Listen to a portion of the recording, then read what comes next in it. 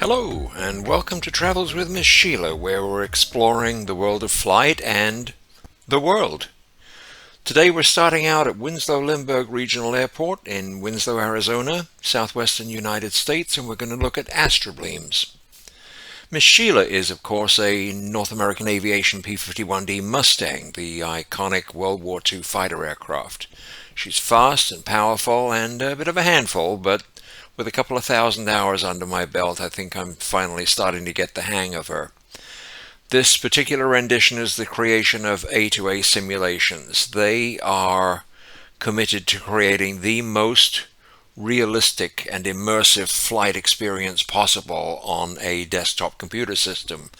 The end result is that not only does she fly just like the real thing, but she responds that way. If you treat her badly, she'll react. Parts will break, systems will fail. Let's jump in and go fly. The only potentially tricky part of startup is priming. If you don't prime enough, she won't start. If you prime too much, she'll flood and won't start. I already warmed the engine, so that quick shot should do it. Then it's fuel pump on, brakes on, starter, count 6 blades, and magnetos to both. And off she goes. Set mixture to run, fuel pump off, generator on, alternator, avionics on. Check the oil pressure, altimeter, directional gyro, and pop the red handle back in. The pulling the handle dumps the pressure from the hydraulic system, and it's left pulled when the aircraft is on the ground. Once it's put back in and the engine's started, the hydraulic pressure comes back up and we can raise the flaps. And we're ready to taxi. Clear left, clear right. Touch of power.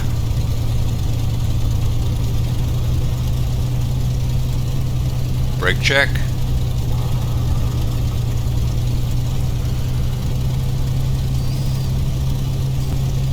Taxi to holding. I do gentle S turns as I taxi so that I can see what I'm likely to chop into tiny pieces with the 11-foot diameter propeller.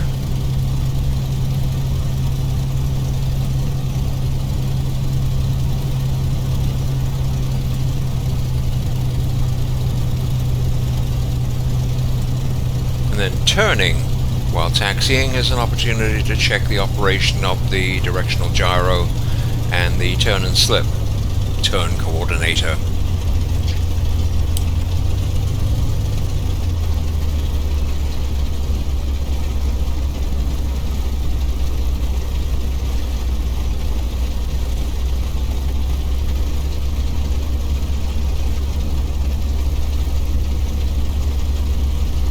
Run up, hold her on the brakes,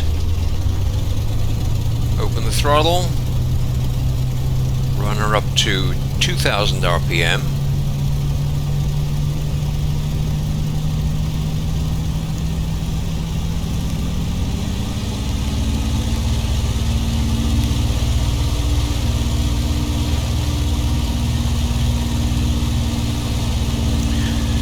check the mags, left, back to both, right,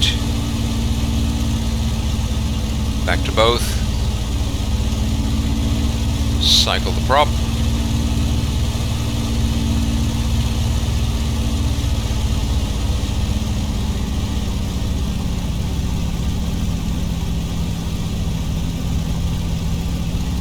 check the supercharger, looking for a bounce in the manifold pressure and a slight drop in RPM.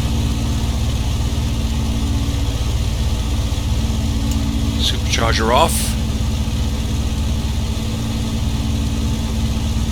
Suction gauges look good. Strobes on. Close the hood. Fuel pump on. And we're ready to go.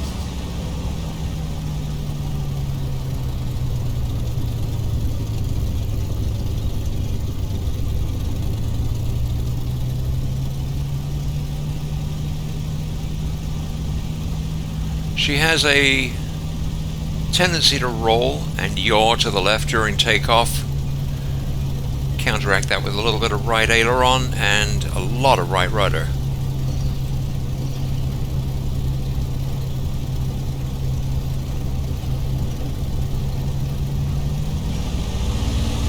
Usually run the power up to 55 inches. As you can see, she accelerates pretty briskly. 80, the tail's coming up. And at 100, she's just about ready to go. Gentle back pressure. Raise the gear. Limit speed on the gear is 148 knots, and if we don't climb, that comes up pretty fast.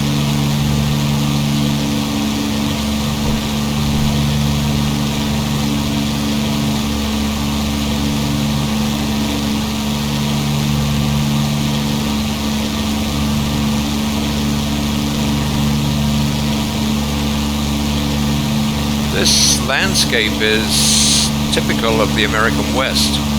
Apart from the coastal strip and the inland mountains, it's high desert like this, just about all the way from the Mexican border to northern Oregon.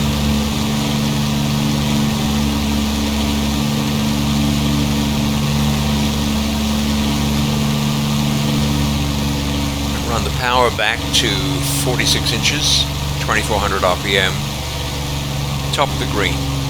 Gives me about 280 knots for 75 gallons an hour.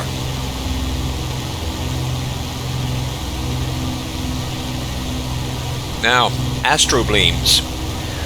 The name comes from the Greek word for star, astro, and the Greek for scar or wound, bleme, also known as impact craters. There are a couple of hundred of them documented around the world. Probably more, but they're tough to see. Most of them are very old, and over time, changes in the landscape, erosion, vegetation growth tends to cover them up.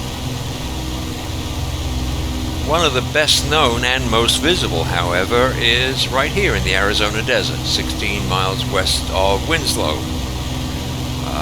Generally known as Meteor Crater.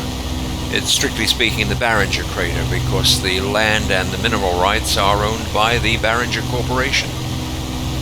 It's only 50,000 years old, so it hasn't eroded a whole lot, and it certainly hasn't been covered by vegetation.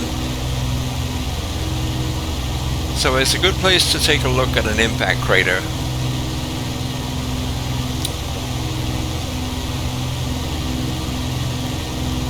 The impactor, the object that created this crater, is reckoned to have been about 160 feet in diameter. The crater itself is almost 4,000 feet across and is over 500 feet deep.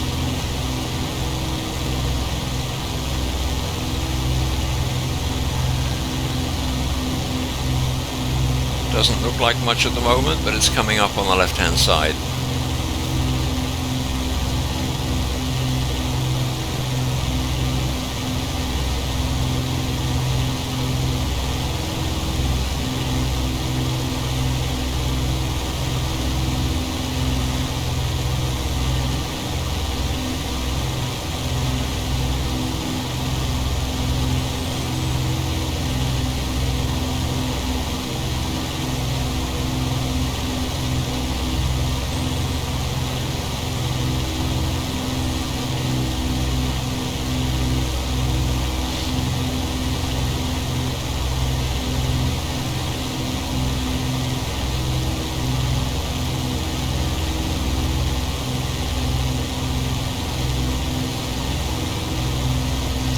Barringer does have an aeronautical connection. In 1964, two off-duty airline pilots were ferrying a Cessna 150 from Wichita, Kansas to Los Angeles and chose to fly over the crater.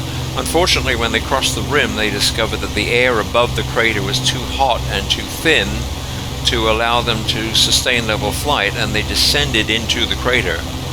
They circled for a while, trying to gain speed to get out, didn't manage that, and eventually stalled and crashed.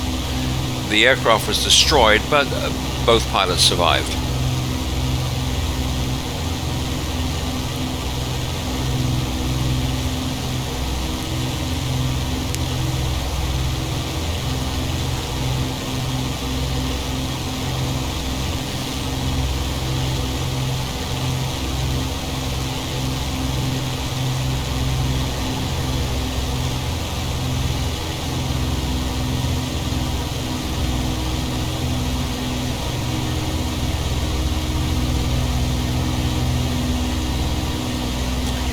Barringer is a good example of a so-called simple crater.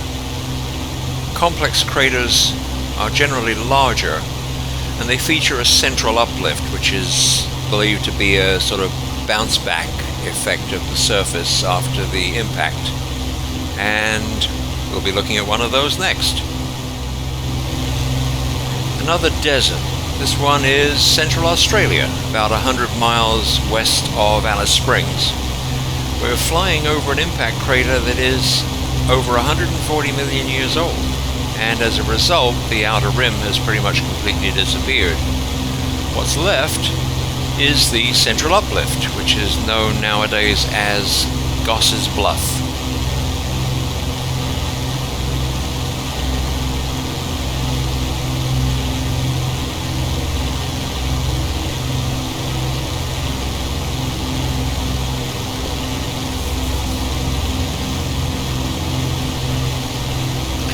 The impactor in this case was almost 2,000 feet in diameter. The overall crater size is 14 miles wide. Goss's Bluff, the central uplift, is 3 miles wide and rises to a height of about 600 feet.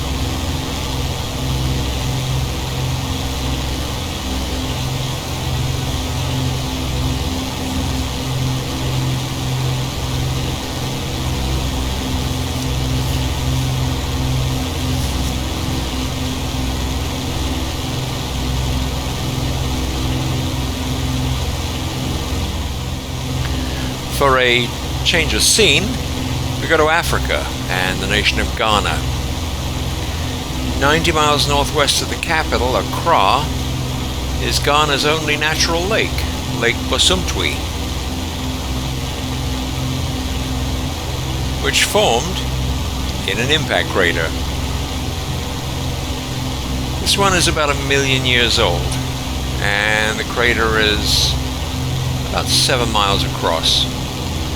The actual depth is close to 2,500 feet, but sedimentation and wall collapse has raised the bottom to the point where it's only now about 1,200 feet below the surface.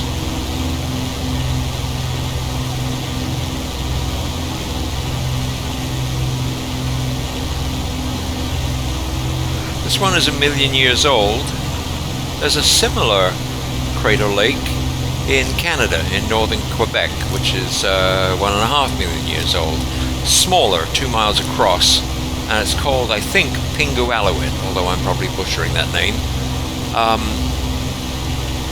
There are lakes everywhere in that part of Quebec, but the fact that it was circular meant that it was a great navigational landmark for aircrew during World War II.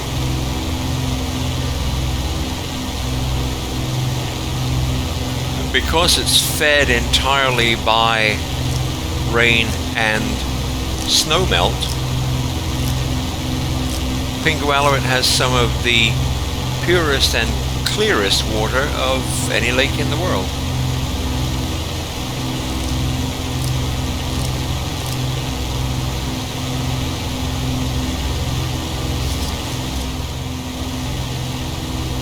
For the last stop on our little tour, we're back in the United States, in Kentucky. Just coming up over the nose is the town of Middlesbrough, Kentucky, which along with Nordlingen in Germany is one of only 2 towns on the planet that are built in impact craters. The crater in question is about 300 million years old. It's reckoned that the impactor that was about 300 feet in diameter, and the crater itself is about 3 miles wide. The town was founded in the early 1880s. It was only in 1962 that it was determined that the bowl in which it sits is in fact the remains of a meteor impact. Middlesbrough is the only place in the world where coal is mined in an impact crater.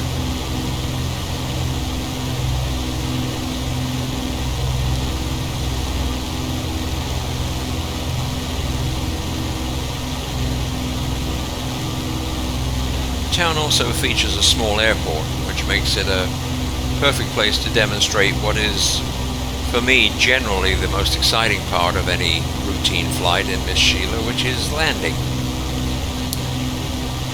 She has fairly benign stall characteristics, but a very strong tendency to drop the left wing. And at low speeds, applying too much power too quickly will flip you upside down. So she requires some careful management in the approach and the flare.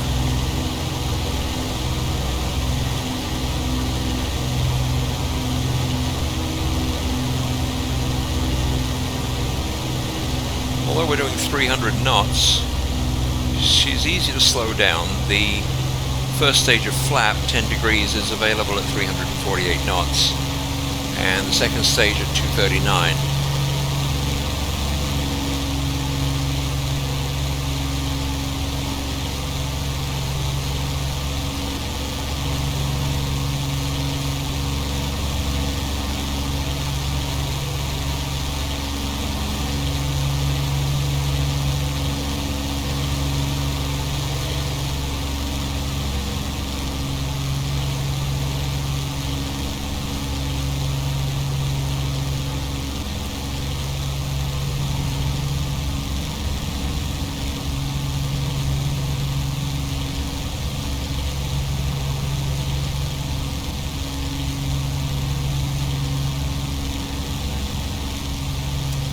See the nose drop a touch with the second stage of flap.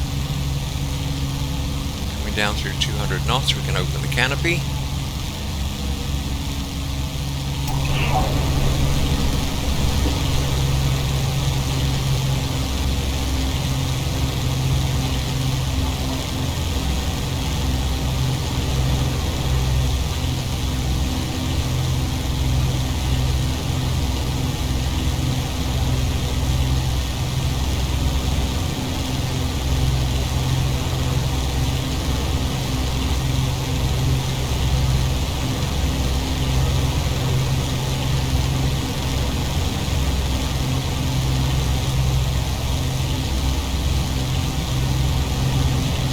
Down through 148, we can select gear down.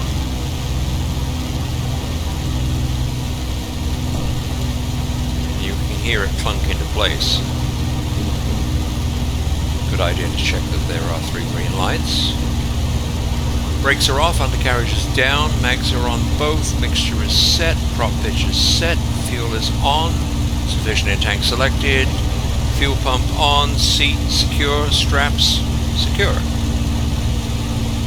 We're looking for about 110 on the approach. A little slow, but light winds, so we're fine. And aiming for 100 knots over the fence.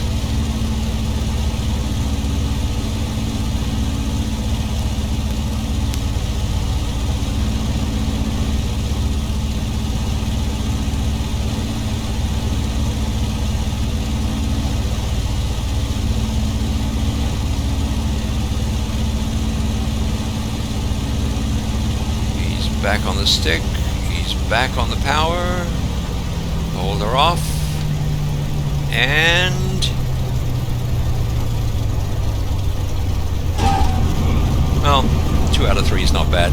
If you pull the mixture to idle cutoff in the rollout, the prop turns into a huge air brake, and you can get into some surprisingly short airfields.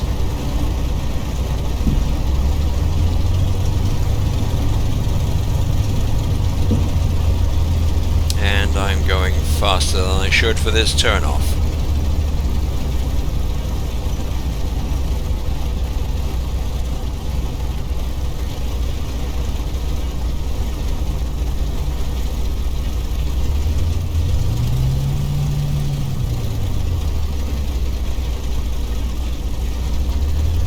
flaps up, fuel pump off, strobe light off, taxi to parking.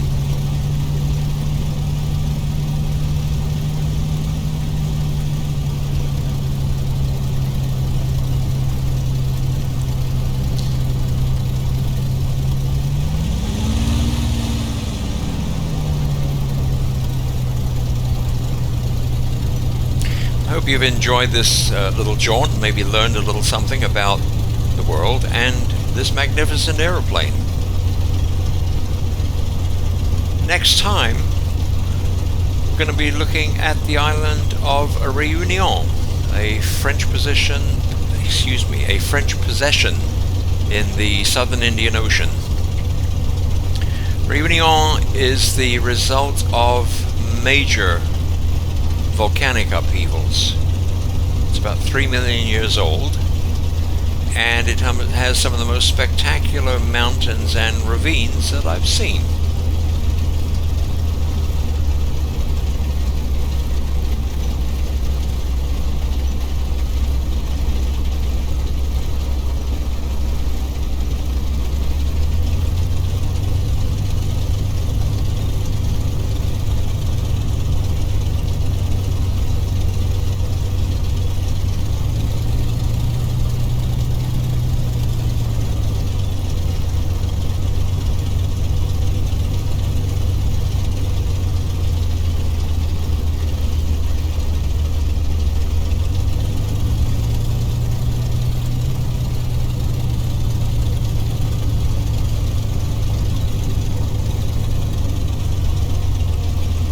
About there.